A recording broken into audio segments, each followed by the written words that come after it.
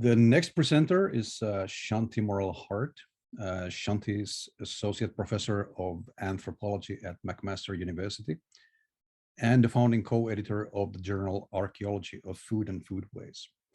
She's a specialist in Paleoethnobotanical methods, and she's currently engaged in research in Mexico, Honduras, and Guatemala.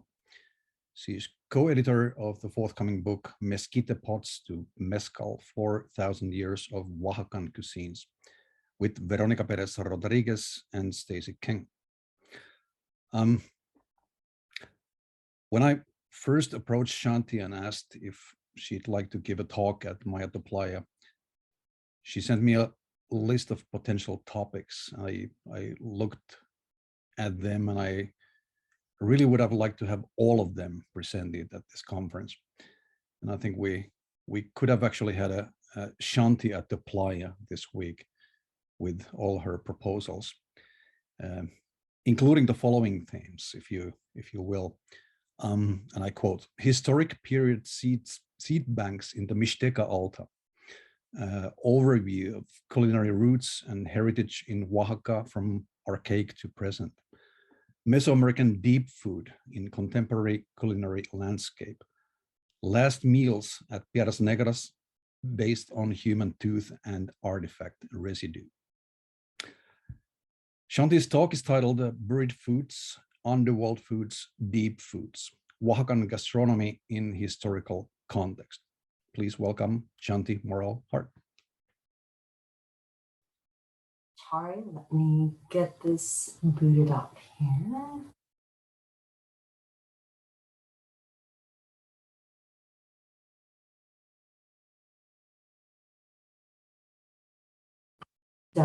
Yes, thank you for that lovely introduction, Hari, and thank you everyone for joining us tonight, continuing to be here tonight. Bienvenidos a todos. I appreciate very much that you are here, and I appreciate very much the opportunity to chat through some of my research. And Hari, you'll see here, this is a Frankenstein of almost all of those topics. I'm going to jam a bunch of them in, so we'll see how that works out. All right, so here's a quick sort of roadmap, if you will, of some of the topics that I'm going to go through this evening. So I'm going to start off with a few definitions: foodways, cuisine, how we as archaeologists can rifle through ancient food residues and figure out what people were up to in regards to those topics. I'm going to plug very briefly a book that we've recently retitled to 10,000 Years of Oaxacan Cuisines. I'm going to go through a few different kinds of foods, and as you'll see, I'd start off with sort of triptych of foods: your buried, your underworld, and your deep foods. But of course, the more I thought about these topics, the more I felt I had to branch out a little bit. So you've got your bonus forgotten foods and food futures as well. All right, so I'll start off just sort of chatting about foodways and cuisine. Foodways, I borrow pretty much almost wholesale from Jay Anderson, who first kind of pulled together this term in 1971. He was a folklorist, and not an anthropologist, not a sociologist, not a food historian, but he defined foodways as the whole interrelated system of food conceptualization, procurement, distribution, preservation, preparation, and consumption shared by all members of a particular group. And where I depart from Jay Anderson is that I see foodways as something shared sort of variably across the group. It's not shared in a sort of absolute sense by everyone, but rather it's almost as though there's a sort of food dictionary, and people use some of the words and don't use some of those words, and some of those words are sort of disputed in terms of their definitions. But everyone, to some degree, is participating in this broader system that is formalized in some way, though not static. And I'm going to focus pretty heavily this evening on the use of paleoethnobotany. Paleoethnobotany is a tool to approach past foodways. This is what I specialize in, as do several of the other presenters that you've already seen, that you'll see tomorrow. And what this means is I'm looking at residues of plants that survive in the archaeological record, sometimes at the macroscopic level, sometimes at the microscopic level, and sometimes at the chemical level. So what I do is to try and identify these different residues. For starters, just figure out what plants people were working with in the past, carry out secondary analyses, try and understand, where do I find certain plants and not others, how frequently do I find them? and then taking those secondary analyses and moving into interpretations of past foodways. And as archaeologists, we have a couple of routes to build a picture of ancient foodways from archaeological residues. And this is something that Veronica and Claudia talked about yesterday, if you saw their great presentation. The first part, the second part was also great, but was more cooking related.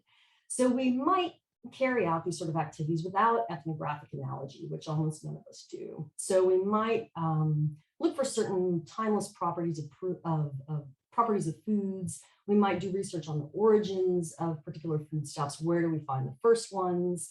We might consider biochemical properties of foods, which are most nutritious, which have a certain sort of toxicity, which need to be processed to be digestible by human beings, these sorts of things.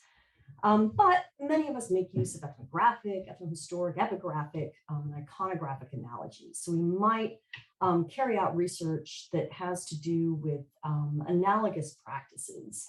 We might think about, as we saw in Max's talk and also in Mark's talk, looking at these representations in the Maya area of people on bases and in codices, carrying out different kinds of activities, murals, and use that as a way to interpret the sorts of food residues that we're finding in the archaeological record.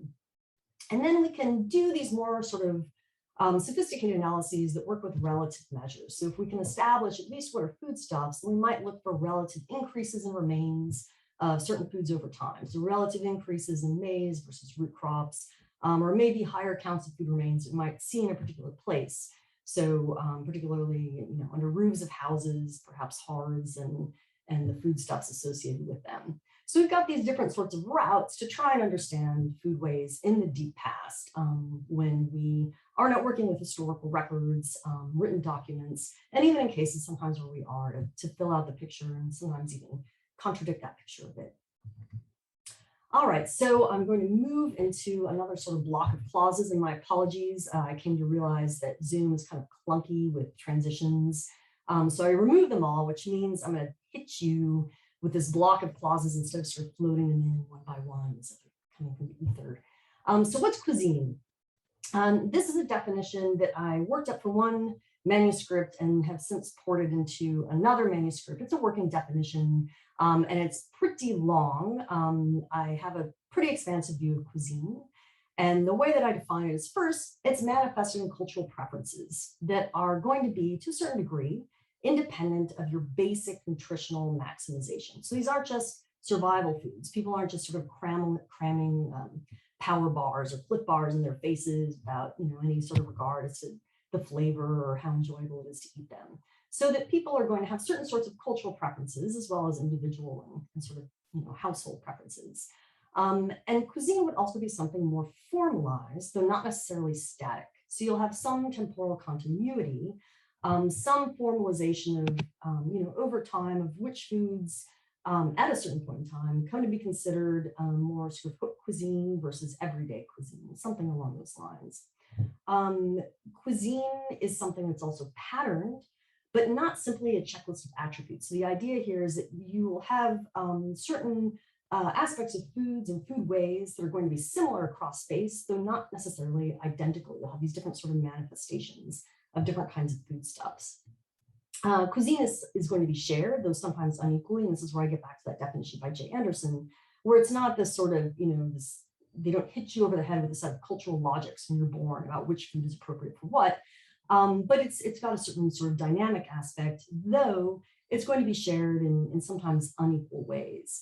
And so this might mean that it's understood across social sectors with some consistency, although access might be limited for some people and not for others at certain points in time.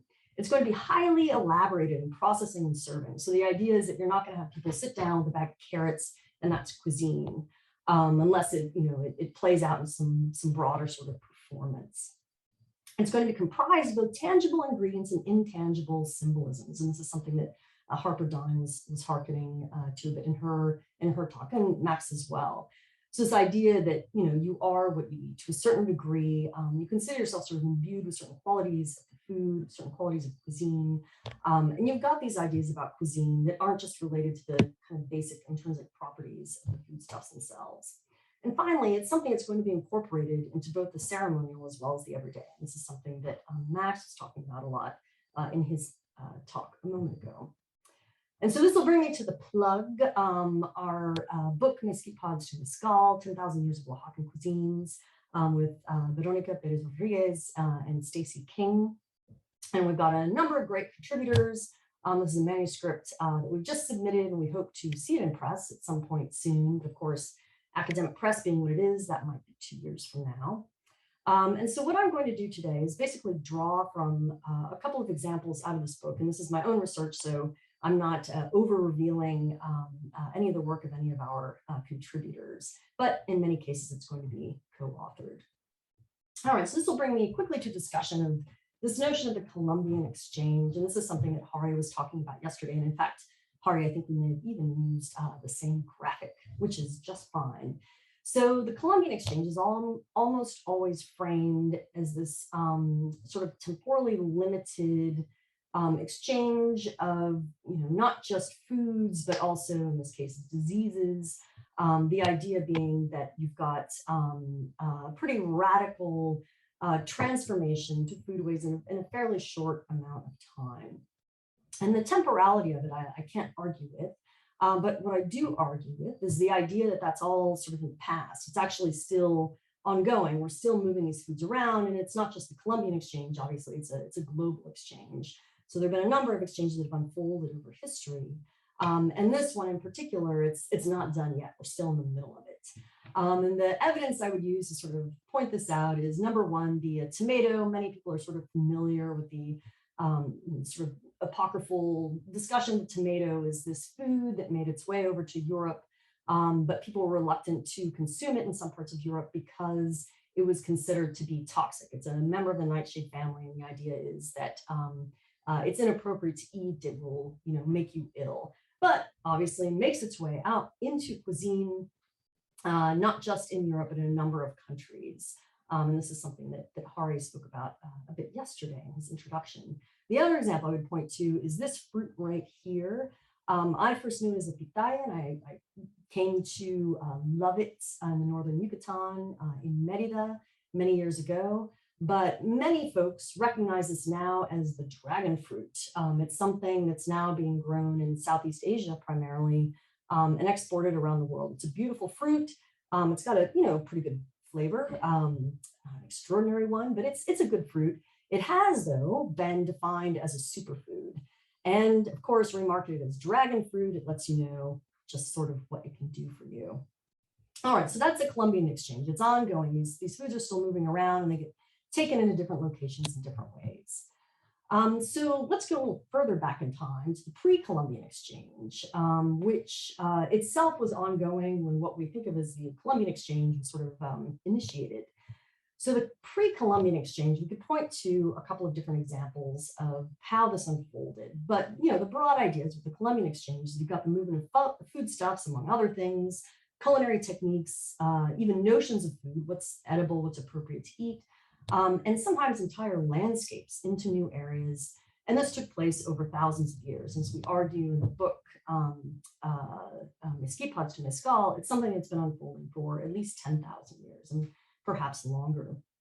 And so I've got this image of the Aztec marketplace, and you could think of this as not necessarily the sort of culmination of the pre-Columbian Exchange, but certainly a good example of a cross-section of many of the goods and foods that you could find available in the capital city of the Aztecs at that time. Another thing I'll point to in terms of this notion of pre-Columbian Exchange is the shift in some places from tamales to tortillas. And there were a lot of good questions about this earlier. I'm not going to go into great detail here. A few folks have addressed the tamale tortilla question before. In Oaxaca, tortillas show up fairly early, and the evidence used to support that is the arrival of comales. Whereas elsewhere, say in the Maya area, it shows up much later. Tamales you'll find across Mesoamerica. You'll find them in Oaxaca. They're not necessarily the same sorts that you'll find in the Maya area. But this idea that you've got the movement of certain kinds of culinary techniques into different zones, into different areas that get taken up as a novelty, perhaps at first, and then later on become established sort of core part of cuisine. Okay, so this will shift me into the foods, these different sorts of foods. And I start with buried foods. It's a little obvious, it's a little easy. We're archaeologists, many of them are buried. And this is actually an image from the Maya area, very similar to one we've already seen this evening of Peeb that is roasting some of these larger maize foods for Hanal Pishan in this case. So buried foods, we've got a number of places that we can go to think about foods, drawing them from archaeological excavations and other places as well. So I'm going to present a couple of case studies here. The first one is some work I did in collaboration with Eloa Berube, who's currently a student at McMaster University. And we were looking at the macrobotanical and microbotanical remains from this rock shelter very close to Mitla in Oaxaca and within 100 kilometers of the famous caves around Tehuacan. So at this site, there were a number of things that were recovered. And I use this image here to illustrate just a sort of basic idea of what folks were up to, though it is an image that we get from Texas, an artist illustrating this in Texas. So we've got people parching things over the fire. We've got, I don't think it's pictured here. Oh yeah, here we go. We've got a grinding stone. We've got folks storing things in baskets. What appears to be a burned rock midden here where people might have been roasting different bulbs. And because it's Texas, likely agave bulbs or sotol bulbs. And so people are consuming different things and carrying out different activities within this other rock shelter.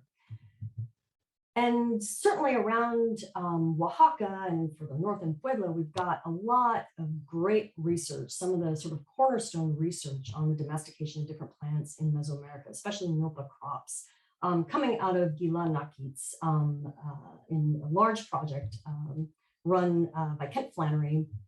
And then a project that was later, the remains were sort of re-examined and expanded with work of Bruce Smith.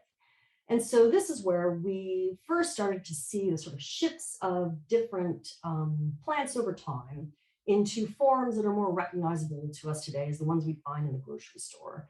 You know, again, whether it's your different squashes, your mazes, your chiles, or your beans. A lot of the sort of groundbreaking work on domestication in Mesoamerica unfolded right in this area. And we are not far from that at MRG 6, just about 3 kilometers from Mitla and very close to Gila Nakitz cave, and just a little bit south of the Tehuacan Valley. So here we carried out different sorts of processing activities. And fortunately for me, a paleoethnobotanist had already done some of the preliminary sorting and identification, Jonathan Baines. And so I expanded his analysis looking at the macrobotanical residues, while Eloa Berube did the work on the microbotanical extractions from a few different artifacts. And we combined these results to build up a picture of what was going on at MRG 6. And this is just a sort of scene of the macrobotanical analysis.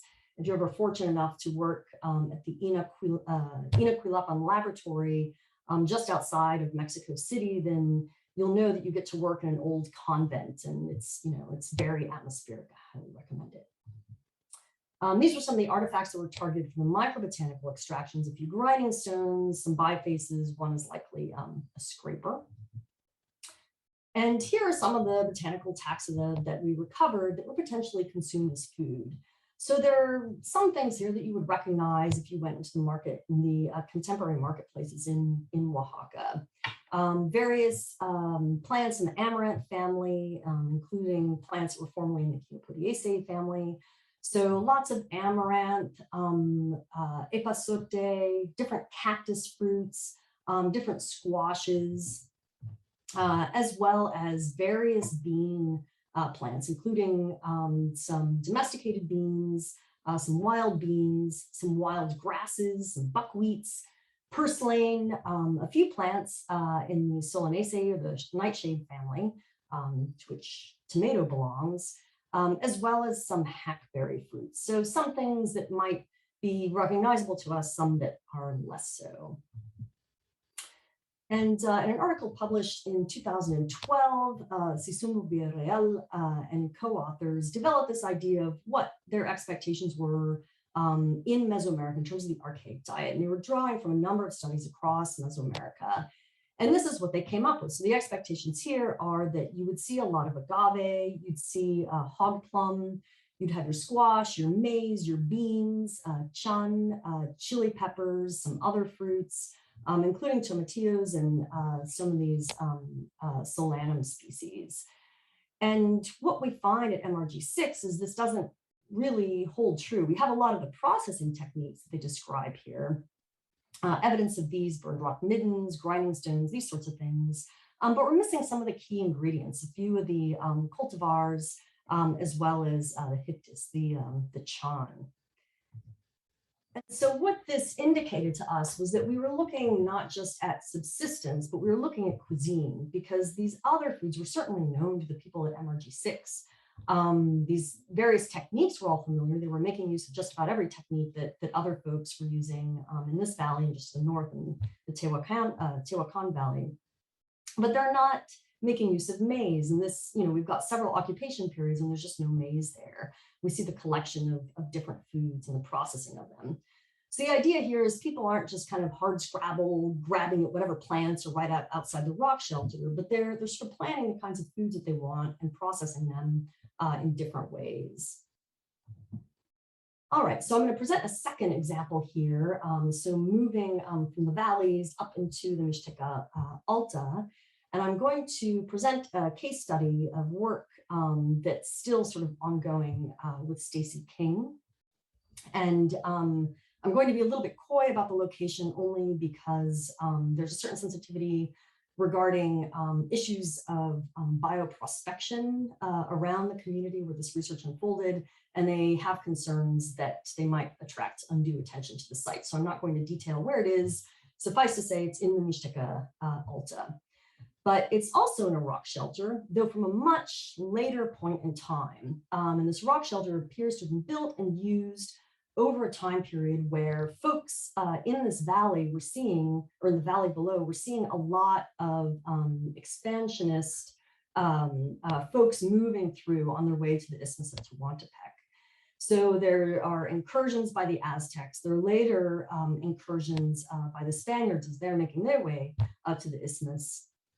And what Stacy King has found in her very careful work is that through these various occupations, you see people sort of moving out of the valley and up into these sort of built up rock shelters for shorter periods of time, and at other points in time is using them as sort of points of pilgrimage. So what we excavated while I was there was this little tiny bin. It's only about, it's not even a meter square. And when we went to carry out these excavations, there was nothing really remarkable about it. It's located in between these two rooms, these sort of built up rooms to either side. But the findings ended up being fairly remarkable. So we found various species of grains and edible seeds. We found amaranth. We found maize, not unexpected, as well as the common bean, Phaseolus. We found other types of bean family species, including the wahe, which you see this gentleman consuming here, the kind of garlicky bean, as well as other kinds of wild beans I was not able to identify. Chia. We found the white sapote fruit, which I have yet to try, but I did read up on, and it made me reluctant to try it. If you read this little snippet here from an ethnobotanist, the description, the translated description is of the characteristics of the sapodilla, but it also has unpleasant side effects if you eat too much of it. We did find a lot of these in that rock shelter. Various other edible fruits, including guava and squashes, several kinds of squashes. The nopal cactus, seeds from it, as well as seeds from the chili pepper. Hog plum or spondius, ciruela, as well as what is likely pineapple. And that's one that I'm still, I'm not absolutely certain it's pineapple, but it sure does look like a pineapple seed. As well as some tomatillos. oxalis, amaranth. In this case, these would be sort of edible leafy plants that people are making use of. And agaves, not unexpected. This is Oaxaca, homeland of mezcal. And we find evidence that people are using them both for the fiber as well as consuming the edible bulbils. And then there are plants that were used as vessels, the calabash as well as the bottle gourd. And the calabash is used famously now in Oaxaca to make tejate, as well as to serve other sorts of foods. So all in all, within, and I should note, we subsampled within only about 1 liter of sampled sediment, we found 120 different kinds of seeds. That is a lot of seeds. For comparison, other places where I've worked, out of 1 liter of sediment, you might get 3 identifiable seeds. So this was really striking. And preservation obviously has something to do with it, but we also thought there must be something else going on as well. So we explored a couple of possibilities. The first is that this is just garbage. People are dumping their garbage into that little bin. They're tossing it there and then doing what with it, we don't know.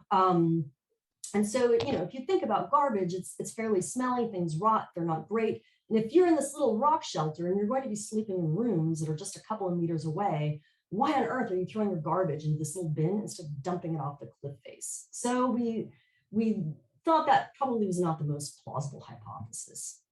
We also thought, okay, maybe this is kitchen storage or granary. And we've seen this documented archaeologically in other parts of the world, in Southwest Asia, as well as the Gran Canaria in Spain.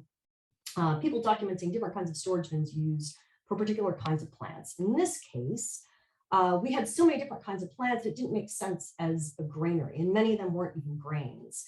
And if it were kitchen storage, we would expect to find a lot of things: desiccated fruits, herbs, all sorts of different materials that people are going to use in their cuisine. We also thought perhaps rats, and pack rats in particular, known for gathering just about everything within a radius of the nest, storing it, it preserves fairly well. In this case, we didn't find any crystallized urine. We found perhaps 1 little bit of rodent fecal material. And critically, what pack rats like to do are to gather from right around where they are. And what we found in this bin were a number of seeds from areas that were wild, you know, that had wild zones, were, you know, from completely different contexts, a number of cultivars that could only have been grown down in the valley, fruits that, you know, tend to be grown in home gardens or in orchards. So a wide variety of things that are just not on the surrounding landscape. So this is the view from the rock shelter. And what you see are some cactus, some bromeliads, some pines, some acorns. And what we did not find in the bin were, or I should say, oak trees. We did not find any acorns, and we didn't find any pine seeds. So these were 2 things that just didn't show up in the bin. It would have been a really bad pack rat to neglect those 2 plants. So we think not pack rats. And the last sort of idea that we consider in terms of animal activity is bats, and that this was some sort of bat midden.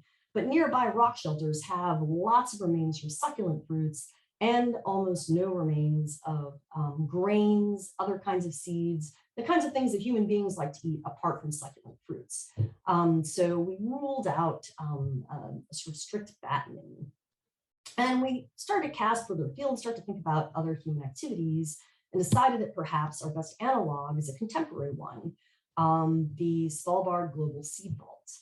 And the idea was that there were a lot of characteristics shared with the Global Seed Vault that we found evidence of in this little bin, in this rock shelter in Mixteca Alta.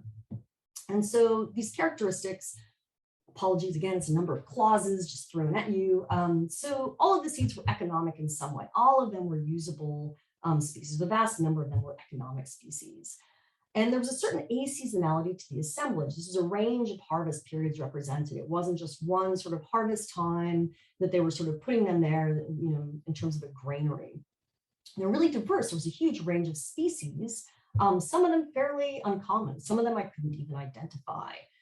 They were optimally selected. So looking at the seeds, it wasn't just that we had a bunch of them, but that they were good versions of those seeds. There weren't any sort of gimpy seeds or malformed seeds or anything that wouldn't work well for cultivation. They were specially curated. They were in this little bin. They had a sort of protective matrix. They were underneath this sort of grass matting. in an area that was sort of reserved, set aside from other storage areas. We didn't find any other evidence of special artifacts or anything in that bin. And of course, it was secured. It was way up on a cliff face. This was a special protected place.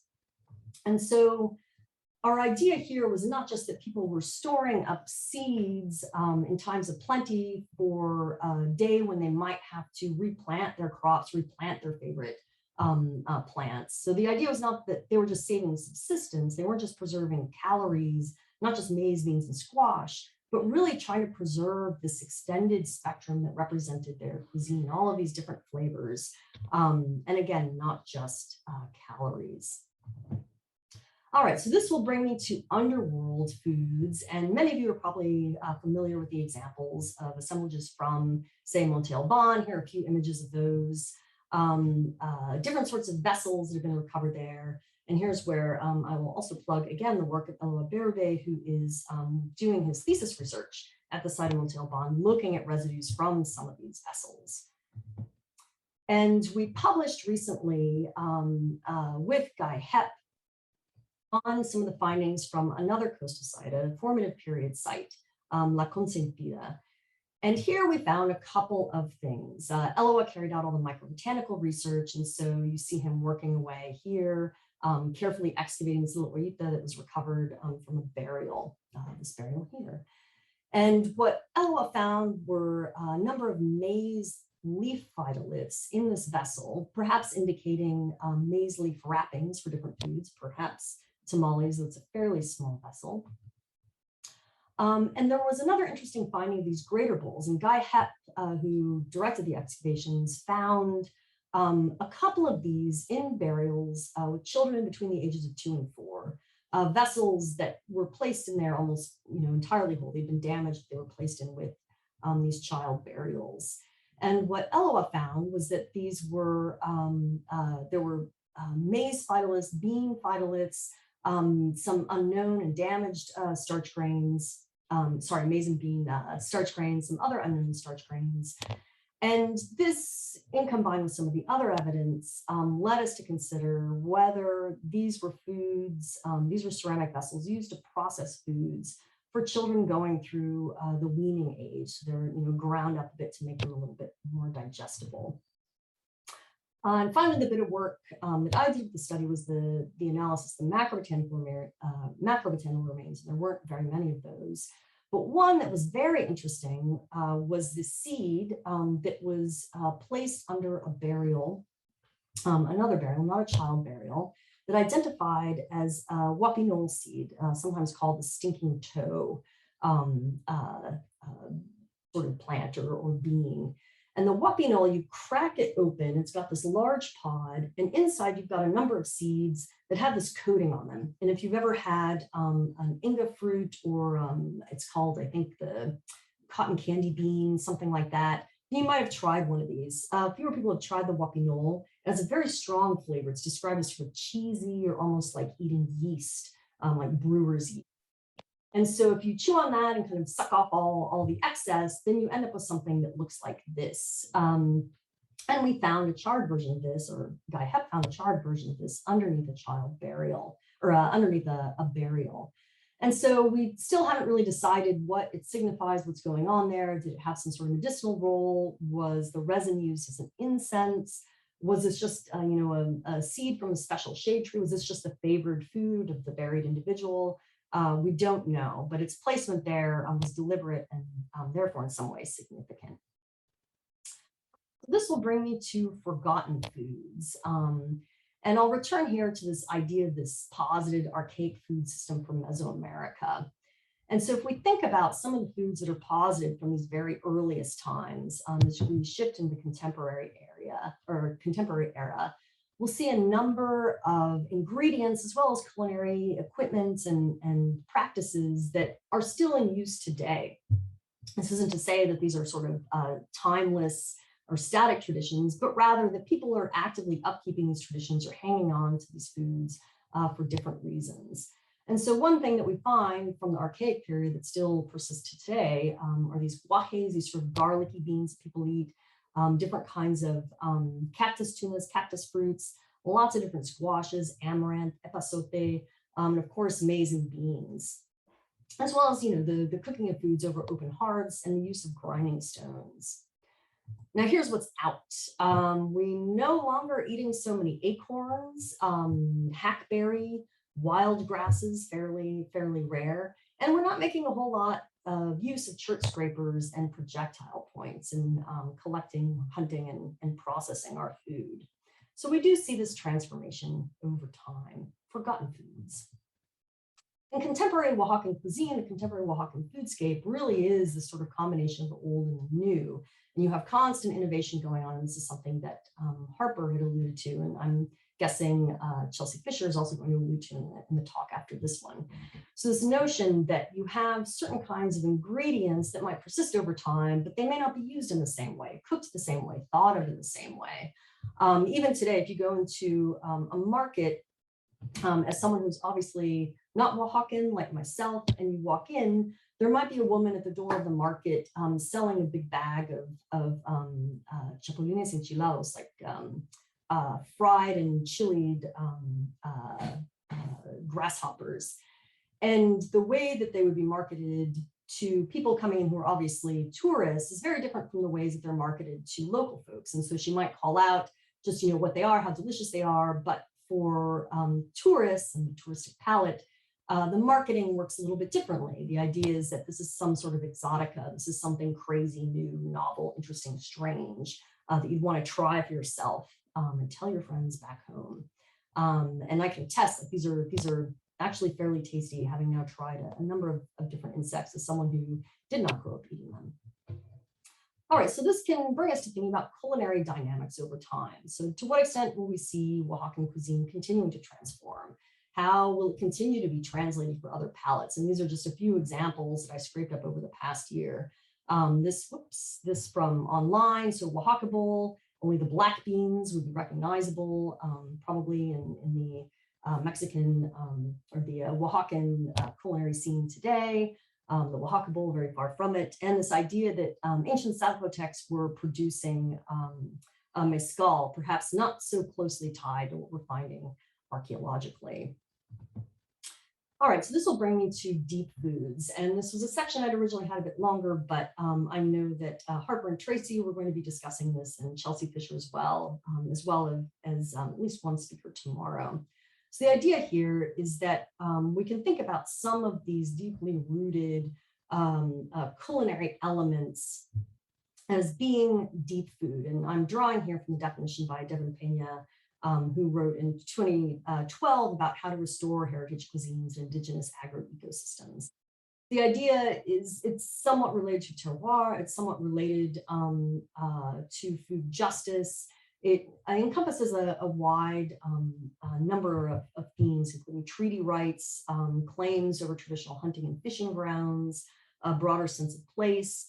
But the idea is that these are foods that people find deeply meaningful, that connect them to a place, that connect them to ancestors, to family members, to locations, and the plants themselves. All right, so food futures. If we can take some of these ideas and move them forward, what could we anticipate? And here I talk about a few of them. So we could think about the use of food from the deep past for use in the immediate future, whether it's commercialization on a restaurant menu, the consumption of pre-Hispanic foods, or the use of pre-Columbian varietals, say of maize, in times of drought.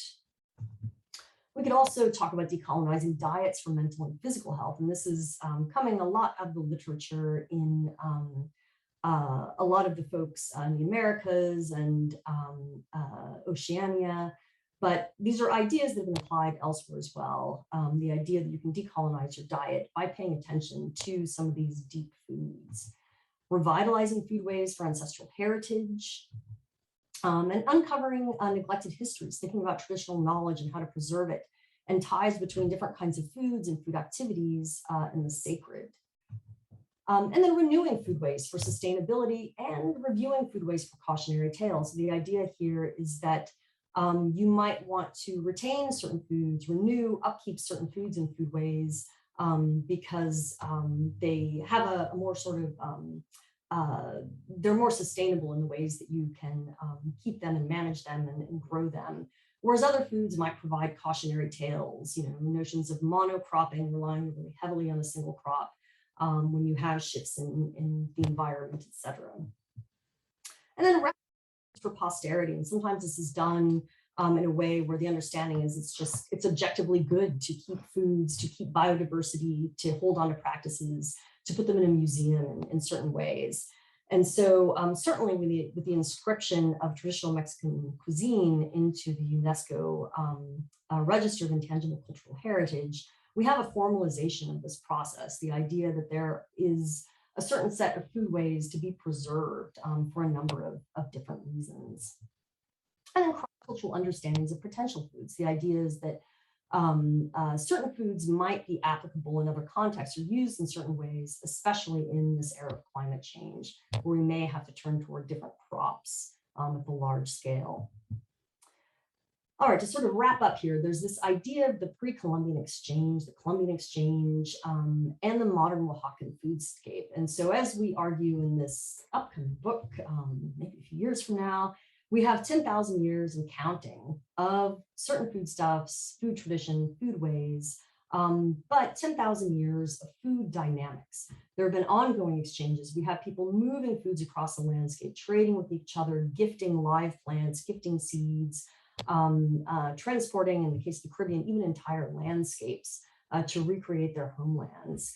And so the idea here is that we've got an ongoing Columbian exchange, but that overlaps with what would have been the pre-Columbian exchange. And so in this broader historical context, we've got the many rich flavors that are autochthonous to Oaxaca that have been melded over the years with culinary delights from central Mexico, from as far south as the Amazon, and then entering the colonial period from across the ocean. All right, my thanks go to many people, many funding agencies, and many project directors. I've got them here, but I'm happy to take any questions that you've got. Excellent talk, Shanti. Not Frankensteinian at all. So I'm glad you were able to squeeze in a number of different topics. And I'm sure Max will love to get 5 different articles from you to the Mayan list. Okay, there is one question from Miguel. Great talk. Would you consider cuisine as a set of dynamic practices that emerge in food preparation? In this regard, is cuisine a site, space, and place to maintain food practice? Finally, in the Maya framework, could you consider cuisine as cac, fuego, pollo, as a site to maintain Maya food practices of preparation and consumption with regards to symbolism and meaning of these ones? Again, amazing talk. Chachi Wibla.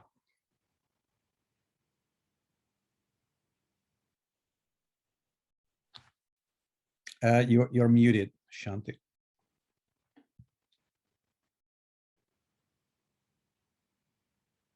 One more time. There we go. Thank you for your question, Miguel. I was saying just like a question within a question within a question, like a bunch of nested dolls, and we'll open up one, there's another one inside, for all of eternity.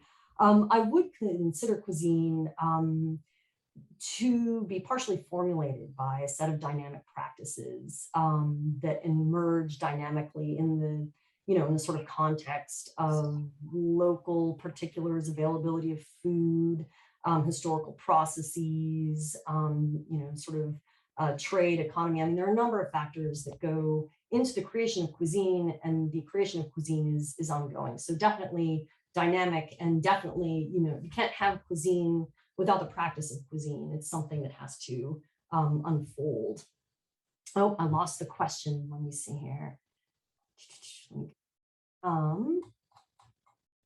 And so is it a site, space, and place to maintain food practice? I would think of cuisine as something more sort of conceptual. And again, I use the analogy of a dictionary, although with cuisine, you don't necessarily have anything so physical. Even in the cases where you have like these, like the Larousse Dictionary of French Cuisine, or these encyclopedias of cuisine of particular locations. I think it's not a location, it's not a thing as much as it is a sort of active set of practices that emerge in relation to local contexts. That said, there's a certain amount of formality, there's a certain amount of repetition and redundancy and similarity over space and over time. So you've got these transformations, but it's not necessarily in the sense that there is nothing to sort of hold on to that's always, kind of falling out from underneath you. You do have cuisines that would be recognizable from 1,000 years ago, or foodstuffs would be recognizable from 1,000 years ago, in the same way that some of what we consume today or how we prepare it would have been recognizable to someone even 8,000 years ago. So I think it is a sort of ongoing activity. It's a sort of a locus of formation, though not necessarily a site and place-based sort of activity.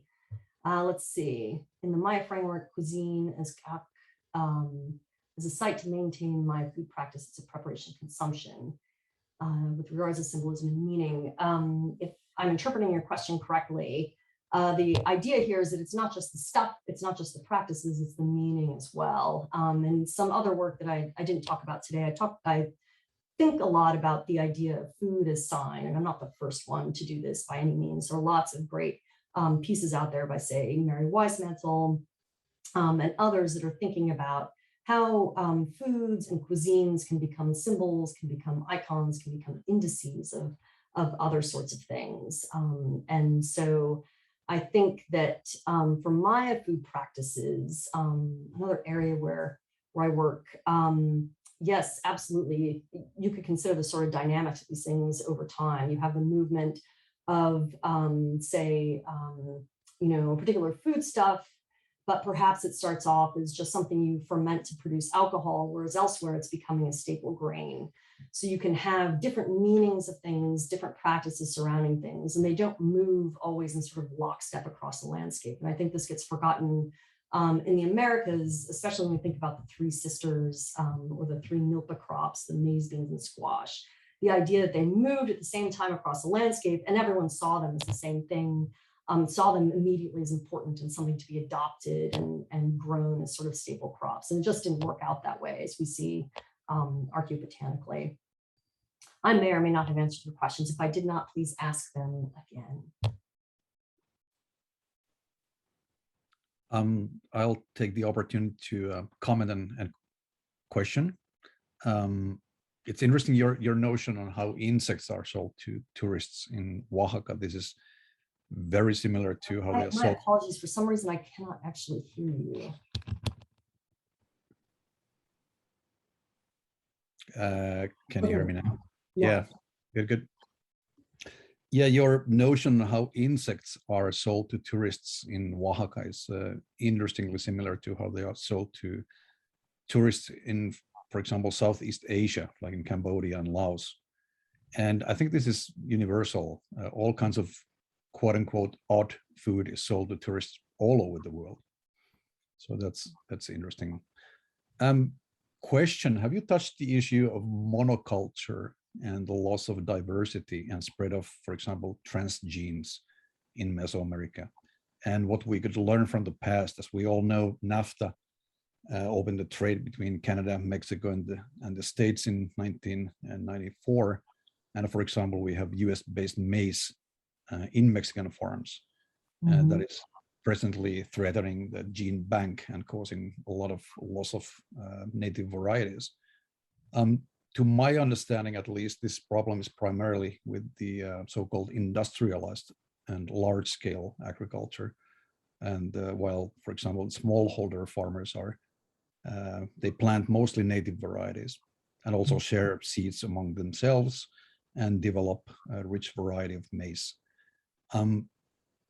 How do you see the future of Mesoamerican foodstuffs in this respect? I think it's tricky because I think for a lot of us, the desire is to frame a lot of these debates in the sense of NAFTA bad, industrialization of agriculture bad, genetically modified maize bad, and then all of the sort of polar opposites is good. And I think on the ground, when you speak to farmers, there are a lot of different ideas about it. And so I think by and large, a lot of especially small scale farmers would like the idea that they're preserving heirloom crops, that they're growing the crops that their ancestors grew, perhaps in tandem with new crops, for broader marketplaces, maybe even overseas. People really vary in terms of how they feel about genetically modified crops. And this is something, that's still hotly debated, whether we've got the longitudinal studies to really consider the effects of genetically modified agricultural crops. But there's a lot of evidence in terms of the higher yields, higher nutritional qualities that some of these crops provide. So I think there was one example in Honduras, and I didn't have it in this presentation, but there were some autochthonous varietals of maize that were basically brought in when there was massive crop loss due to flooding. And then I think just after that, a drought. So it was like this awful sort of confluence of issues. And so in that case, these traditional varietals were held up as, look, we need to hang on to biodiversity, because what if something like this happens again? Like these hyper tailored crops are not going to work out so well if, when faced with sort of novel issues like too much water, too little water, these other, if you've got a sort of shift in growing conditions. But that doesn't always end up being the case. Again, there are some folks that are highly in favor of some of the genetically modified crops because they do have such high yields. Though we could also argue, stepping back, that comes at a high cost in terms of reliance on crops where you can't save the seed from year to year, where you have patented varieties of crops where you are not allowed to grow them again. And there are a number of broader issues surrounding that. But I think certainly if we think about the future of food, I don't think there's anything resolved, even in terms of our sort of values about some of these foods. And I think we have to be cautious moving forward that we're not sort of stepping in as sort of, saving the small farm in Mexico by saying they can only grow these heirloom crops, as much as we carry those values with us. So although I certainly want to support heirloom crop agriculture and, small scale farms and the maintenance of certain kinds of food products and food ways, I also don't want to be the one to tell other people to do that if I'm not the producer. So I think it's a really good point as we're thinking about the ancient past or moving the present. We think about the future of food. How does our notion of the sort of historicity of certain foods and foodstuffs play into how we want to consume, what we want to purchase, how we want to eat, how we set up our own sort of food ways moving forward? Excellent. And I like your 10,000 year perspective. So I think this is the key, of course. Thank you again, Shanti.